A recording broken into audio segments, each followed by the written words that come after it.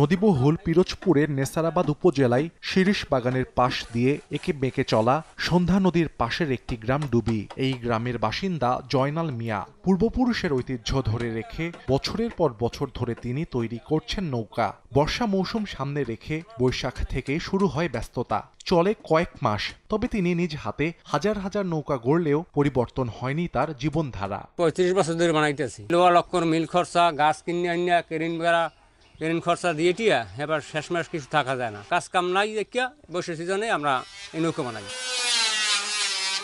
জয়নালের মতো নেসারাবাদের গগনচামি গ্রামের 300 পরিবারের কয়েক হাজার সদস্য নৌকা তৈরির পেশায় জড়িত। প্রকারভেদে এক একটি নৌকা বিক্রি হয় 4 থেকে 8 হাজার টাকায়। তবে ন্যায্য দাম না পাওয়ার অভিযোগ কারিগরদের। দাদা করছে, আমার বাবা করছে, আমার ভাই করে, আমি করি। বর্ষা সিজন আসবে, এসে গেছে, মানুষজন চলাচল রাস্তাঘাটে বাইরে পারবে না, তাদের নৌকা লাগবে।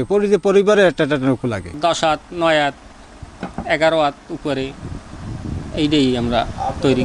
সকাল হইতে বিকেল জামাত 500 টাকা থাকে, আর নাও থাকে, কমও থাকতে পারে। সরকার আমাকে একটু বিনা সুদে লোন দিতে, তাহলে আমরা অনেক লাভবান হইতাম। নৌকা তৈরির পেশা টিকিয়ে রাখতে প্রয়োজন সহজ শর্তে আর্থিক সহায়তা। এ বিষয়ে ব্যবস্থা নেওয়ার কথা জানিয়েছে বিসিক।